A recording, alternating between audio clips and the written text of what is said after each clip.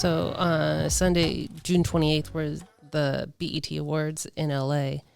And I got to listen to Lauryn Hill's acceptance speech for her Living Legend Icon Award. And it really blew me away. It gave me goosebumps. I remember when like Miseducation came out, and it was huge. Like I was in high school, and it was just a good album. And then listening to it now, it's like, holy shit, it means even more now than it did then. Yeah, it probably has greater relevance now than what it does when it did, 25 years ago. Yeah. But it was a phenomenal CD. It was, to me, it was one of those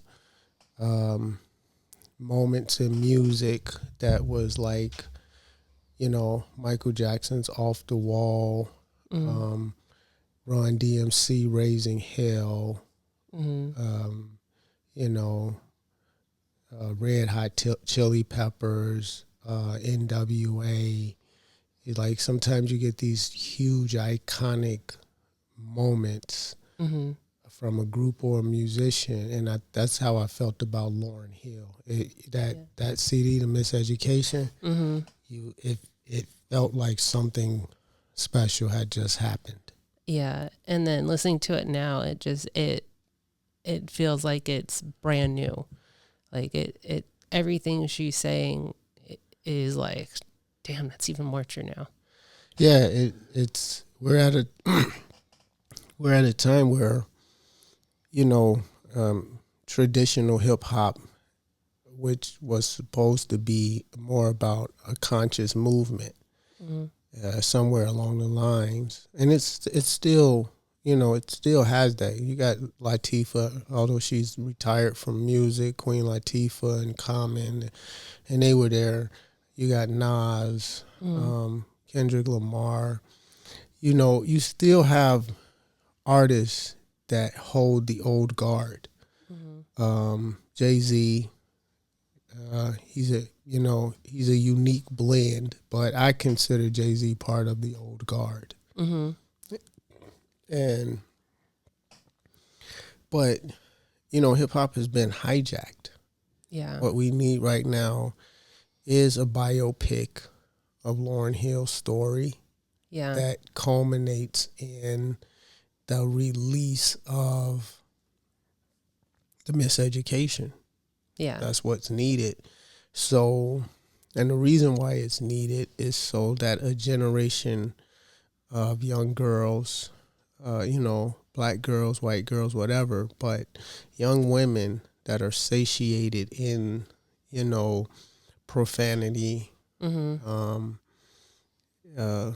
morality has slipped in this country to a large degree. And so they can look at the life of an icon, a female that grows into the miseducation of Lauryn Hill.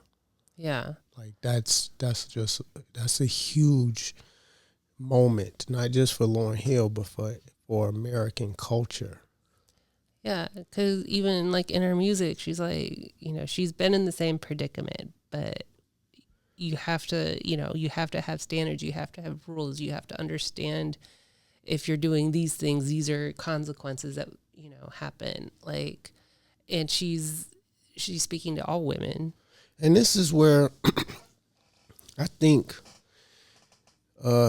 Dr. Umar kind of lets me down.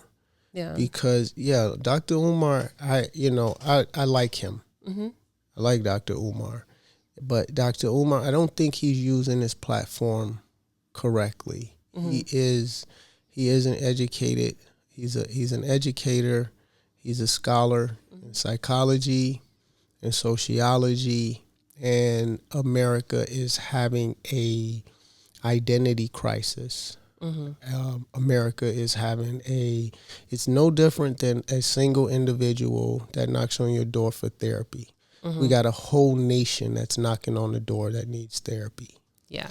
And so Dr. Umar is definitely qualified that on his platform he can address mental health issues, not just on the individual scale, but on a social scale, sociology. It's time to rewrite the books on sociology, because everything we've had out there before now does not encompass this level of human experiment that we are experiencing. Because right as Lauryn Hill is having this unbelievable moment and giving this speech that I think is comparable to Viola Davis. Yes. You know, I mean, if you compare the two, of course, Viola Davis edges her out. With she went into, she had a little more in depth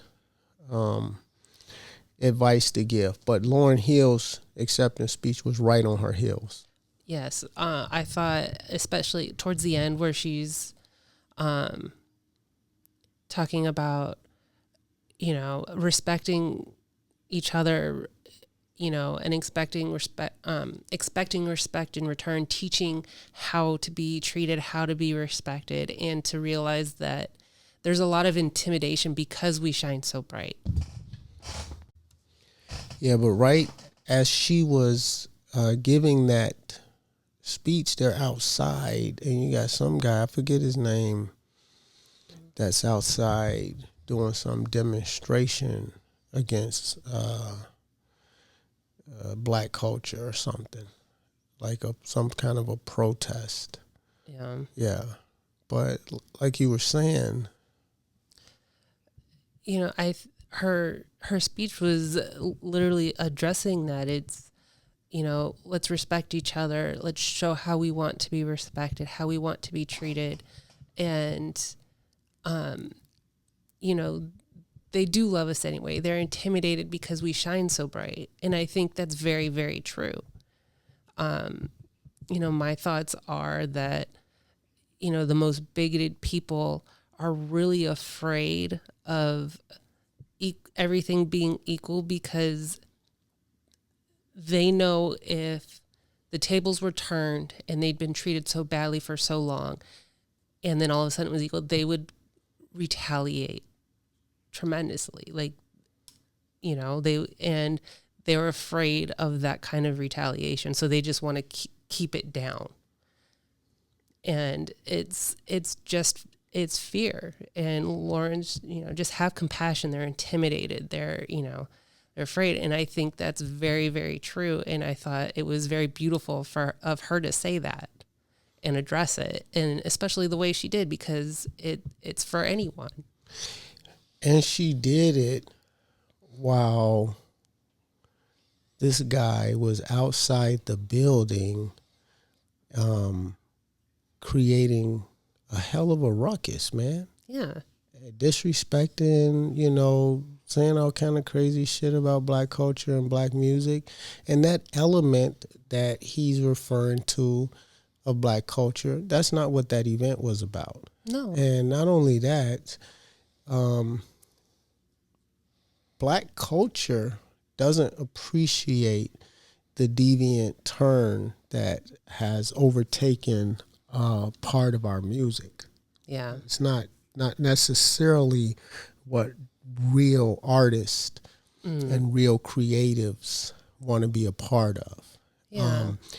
But then when you create a environment and you have just abject poverty and you have so many systems in place that are intended to keep a demographic impoverished, and now opportunity comes along that they can, rescue their family from poverty. They can live a lifestyle that they think is rich, and all they need to do is make deplorable music, Right. Make horrible immoral music and things like that.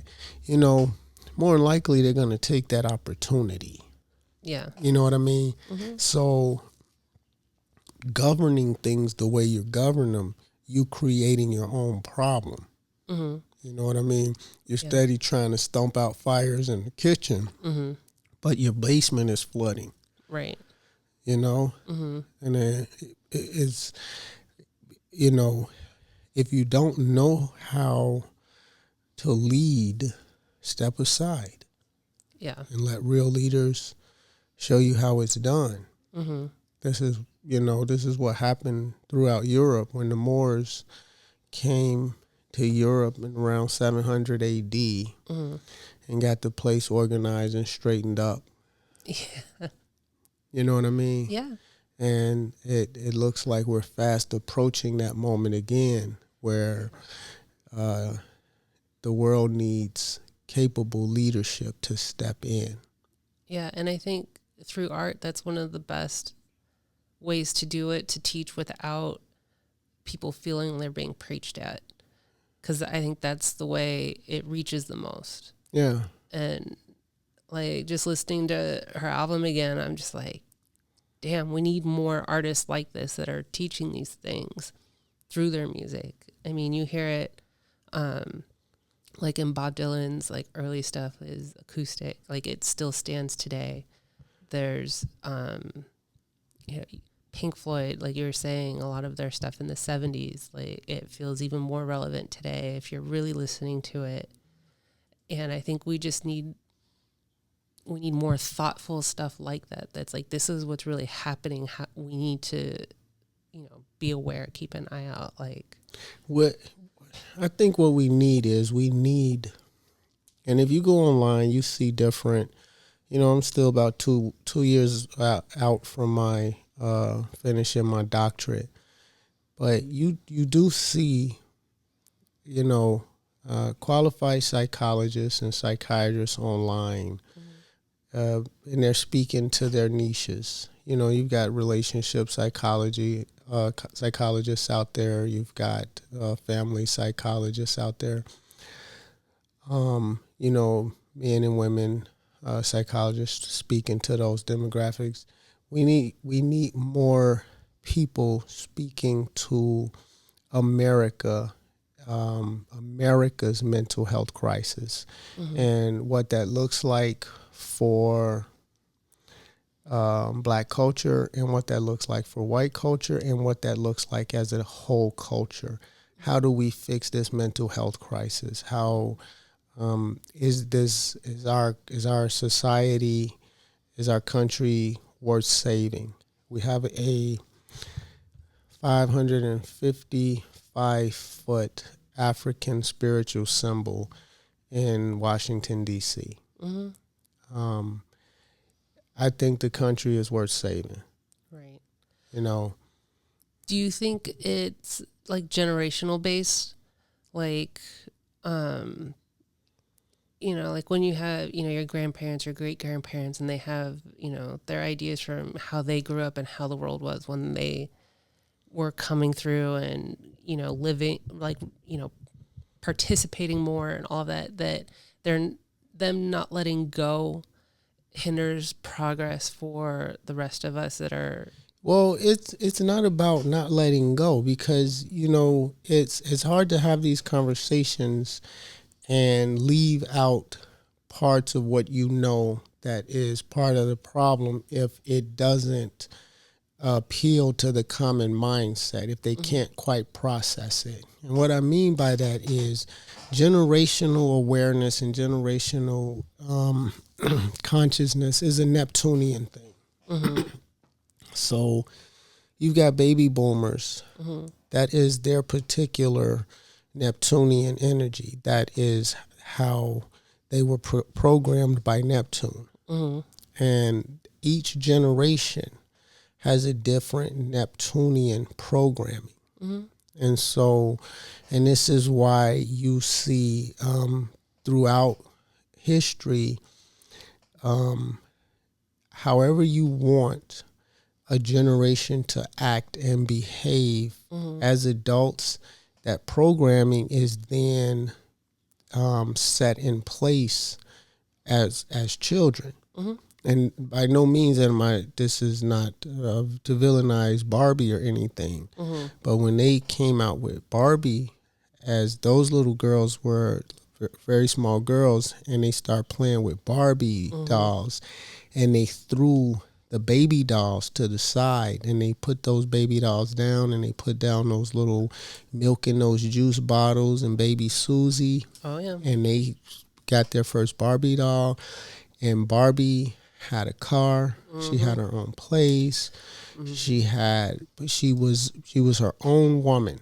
Barbie could be a lawyer. She could be a doctor. Barbie could do all of that. Yeah. So you got to remember that programming was set so that when those little girls became women, they wanted to be part of the workforce. They wanted to be Barbie. And I'm not saying there's anything wrong with that at all. What I'm saying is, but that's how the generational programming works.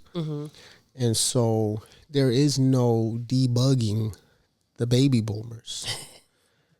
They're set in stone. They're set in stone. There's no, it comes a time where you got a grandpa, you got a grandparent that, they've got some antiquated ideologies. And, grandpa, no, we're not going to do that. We're not listening to that. Yeah. Grandpa, you can't say that. Right. Don't talk like that. Yeah. Like, we don't talk like that anymore. You see what I mean? Yeah. If you find yourself in that situation, what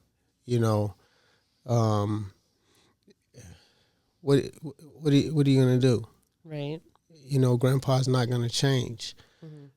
But just like, if grandpa wants to buy you a radio boombox for your high school graduation present, and you want an iPhone with all your music on the iPhone, and grandpa is buying you a boombox with a cassette player in front of it and get you some Memorex cassette tapes and trying to show you, no, when the song comes on, you push the button right here and it'll record the song for you, and then you record all the songs, and then you flip it over, and then you can record on that side too. And you just need a pencil to And you just need a pencil to fix it.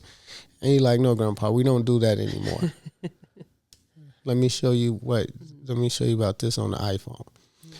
It's the same way with these antiquated social ideologies. It's no different. You got to tell grandpa, grandma, or mom and dad to sit that shit down. And we're going to move into the future. You know what I mean?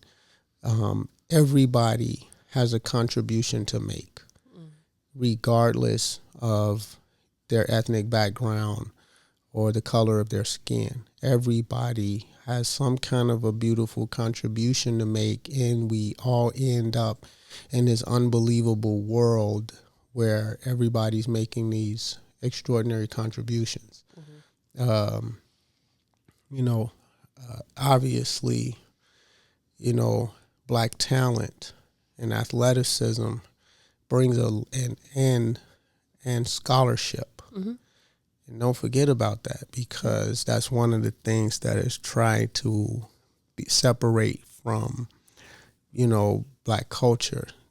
The fact that we do bring athleticism and, creative talent, but black academic talent. Black culture also has historically brought unbelievable scholarship to the world. Wasn't like the very first university in the world in Timbuktu in Africa? The very first university documented historically, I believe, was in Timbuktu. But you have much older civilizations. Yeah. By the time Timbuktu was a university, you had civilizations that were ancient in Africa. Right. And so, in this modern world, we've been programmed so well in the short term, because you want to try to program people to the eon, which is roughly a 2,200 year period. And you want to keep that conscious awareness within that eon. And so that gives us about 2,000 years to play with here. And so that means the majority of people think the world began roughly 2,000 to 6,000 years ago. Yeah. And to a person with a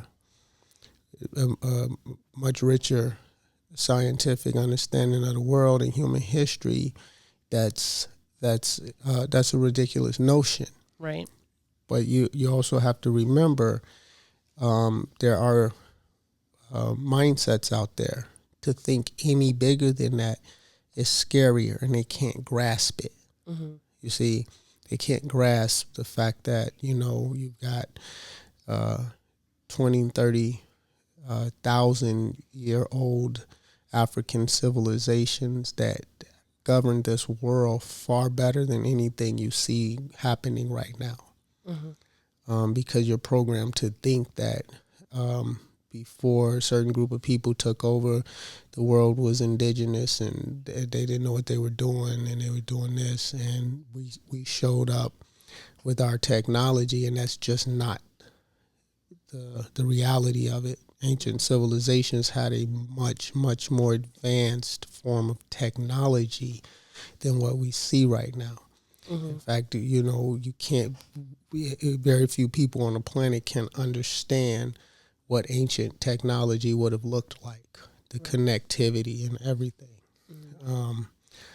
But let's get back around to Lauryn Hill. Yeah. One of the things that she said, and you actually just touched on it, was that everyone has gifts. Like she said, one might be fashion, music, art. Like one might just be consoling people. But like even that which most people would consider not important is hugely important, and those are the things that need to be celebrated. Yeah, absolutely. Because we all bring some kind of talent or gift to the table, to the world stage, based on who we are genetically and what we have experienced environmentally and socially. Those things act on us individually and pressure cook in us. And at some point, there's something in us that emerges that can benefit the world through that personal experience. And it has to be cultivated, and it has to be fine-tuned and hewn and everything. And then you have something to offer the world, and then the world rewards you. But you have to give a shit about something more than yourself. Mm-hmm. You see, the world isn't broken. As crazy as that statement may be, the world is the way the world is supposed to be. And it is up to us to find that one thing in the world that irks us, and we want to fix it. Yeah. You see what I mean?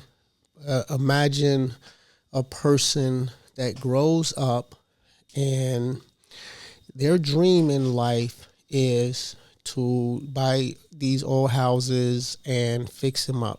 Soon as they go into this old dilapidated house, they can just vision everything. Mm-hmm.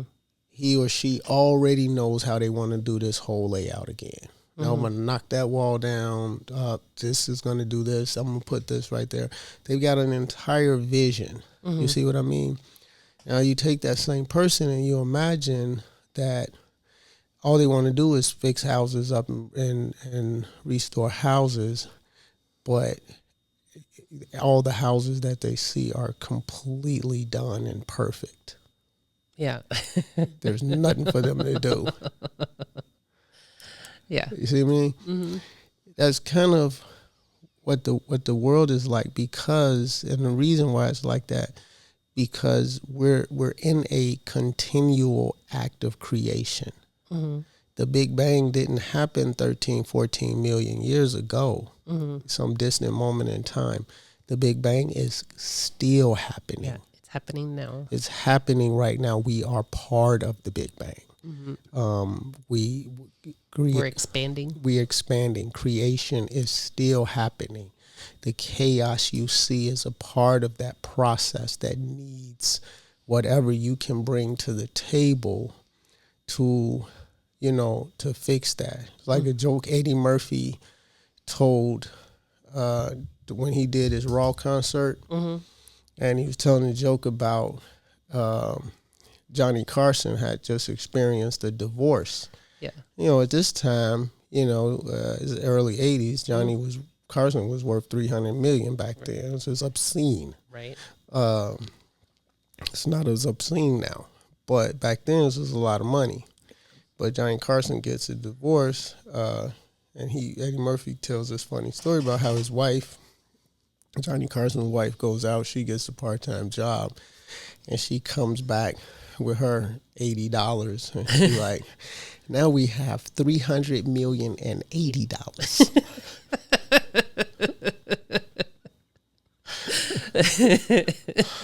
Right on top there. Obviously, nobody can tell the joke like Eddie Murphy, right? But he was making a particular point there. But you can also make another point in trying to fix the world. Your $80 contribution matters. Yeah, and she feels purposeful going out and doing that.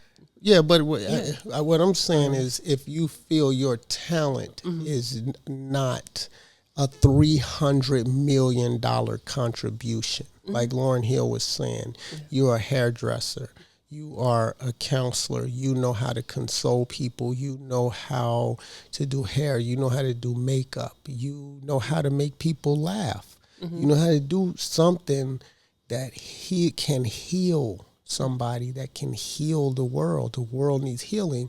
And so now all of a sudden, since Michael Jackson was murdered, it is corny to talk about healing the world. Right. And so we need to bring that back. But my point is, in that conversation, your $80 contribution matters to the world. Now, sit your $80 on top of Johnny Carson's $300 million, it don't really mean much. But when it comes in terms of trying to heal the world, is all you have is an $80 contribution. It's worth something. And you got to remember that. And I think that's the message Lauryn Hill was trying to convey. At the exact same time, you had chaos outside the building attacking Black culture. Yeah. Well, I think, Lauryn deserves her Living Legend Icon Award. She's, right up there with like Angela Davis to me as far as, female influencers.